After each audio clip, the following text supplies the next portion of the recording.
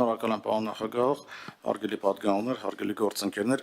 քննչական կոմիտեն այս նախագծի մասով եւս տվել է դրական կարծիք, դրական կարծիք։ Խնդիրը կայանում է նրանում, որ տեսեք տարիների ընթացքում, ինչպես իմ գործընկերները նշեցին, վիճակագրությունը գնալով ավելի վատանում է ներգրավվածության մասով, զորահավաքների ժամանակ եւ նաեւ վարժական հավաքների եւ այստեղ խնդիրը որն է, տեսեք նշվեց, որ քիչ գործեր են դատարան գնում։ Ես թույլ տվեք պրակտիկան, շատ կարճ ներկայացնեմ, ինչպես է տեղի ունենում այս ամբողջը։ Տեսեք նշված է անցկացվող վարժական հավաքից խուսափելը կամ պարտադիր զինվորական կամ այլ ընտրանքային ծառայության հայտարարված զորակոչից խուսափելը։ Մենք քրեական գործի քննության ընթացքում խնդիր ենք ունենում մեր առջև դրված հիմնավորել, ապացուցել, որ անձը խուսափել է։ Նախ, մինչ այդ, մենք պետք է նախ եւ առաջ բարձենք, արդյոք անձը ենթակա է զորակոչման թե ոչ, կամ վարժական հավաքի թե ոչ։ Դա մի ամբողջ process է, որը իրենց ենթադրում է նաև բժշկական գործընթացներ, ռազմաբժշկական հանձնաժողովի փորձաքննություն եւ այլն, որոշ դեպքերում կրկնակի փորձաքննություն, որոշ դեպքերում ռազմաբժշկական հանձնաժողովի կողմից տարբեր հետազոտությունների ուղարկում եւ ինքը բավականին երկար ձգվող process է իրենից ենթադրում, որի շրջանակներում մենք փորձում ենք մի քանի հարցերի պատասխանել։ Ամենաառաջինը, անձը ի սկզբանե ենթակա է արդյոք զորակոչման կամ վարժական հավաքի թե ոչ։ Եթե ոչ, արդեն մնացածը խուսափել, չխուսափել, գալ, ներկայանալ, չներկայանալ, մեծ հաշվով արդեն քրեական պատասխանատվություն չի կարող առաջացնել։ Եվ երկրորդ խնդիրը, երբ որ պարզում ենք, որ այո, տվյալ անձնավորությունը իրականում ենթակա է առողջական վիճակից ելնելով ենթակա է առողջական եւ այլ, օրենքով նախատեսված հիմքերը կան, որ նա պետք է զորակոչվի կամ վարժական հավաքի ներգրավի, եթե դա հիմնավորում է, նոր արդեն երկրորդ process-ով մենք փորձում ենք համոզվել, ապացուցել, հիմնավորել, որ անձը խուսափել է։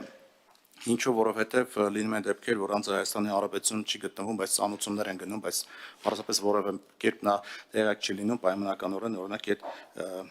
ծանոթություններից եւ այլն։ Այսինքն մենք երկու բան ենք փորձում հիմնականապատկել, գործընթաց,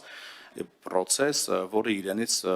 ենթադրում է երկար ժամանակ եւ պետք է նշեմ նաեւ, որ շատ դեպքերում մենք ունենում ենք նաեւ այո կարճումներ, ինչու, որովհետև հենց այս հիմքերն են, որ բացակայում են մի դեպքում օրինակ առողջական խնդիրն է, բարձում է անձը առողջական խնդիր ունի եւ սկզբանե չի կապել համար։ Ընդամենը խստացումը պատիժը։ Ինչ է այդ պատիժի խստացումը փոփոխելու։ Այն ինչ ասում եք, ընդունելի է հասկանալ է, բայց մենք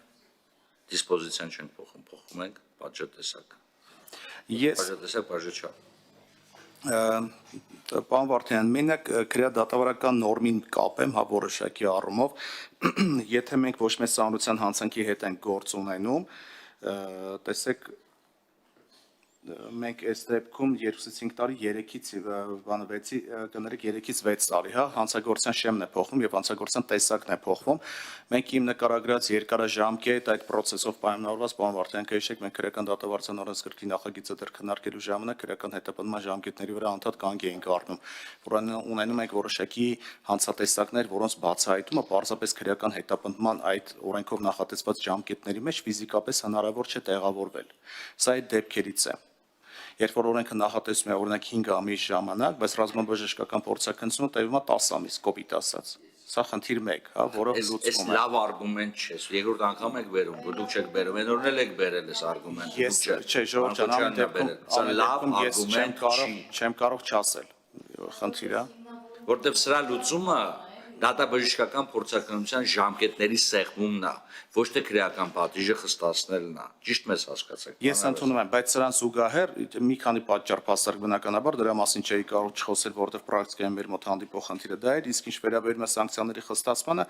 բանակի ներգրավում եւ գնալով, տեսեք, վիճակագրությունն խոսում էր այն մասին, որ խուսափողների թիվը գնալով ավելանում է։ Ճիշտ է, ժողովուրդ ջան, մենք կարող ենք ասել, եկեք ախր պատժի խստացումը դա դեռ միջոց չի հանցագործության կանխարգելման համար, ընդունում եմ, այո։ Պատժի խստացումը դեռ հանցագործության կանխարգելում չի, պատժի անխուսափելիությունն է պատասխանատվության անխուսափելիությունը ավելի շատ բերում, կանխում բերում կներեք, բայց տարբեր գործոնների հանրագումար բերում է ի վերջո որոշակի արդյունքի։ Հիմա պատժի խստացումը իր հերթին, չգիտեմ, սոցիալական գովազդների իր հերթին, պաշտպանության նախարարության լրացիչ միջոցառումները իրենց հերթին, քննիչների ավելի արագ աշխատանքը իրենց հերթին, ռազմական ոստիկանության աշխատանքը իր հերթին, ամեն մեկը իր հերթին բերելու է իր դրական արդյունքը եւ այստեղ ցույց պատժի խստացումն էլ կարծում եմ պայմանավորված է լրացիչ գործոն կարող է հանդիսանալ վիճակը բարելավելու համար։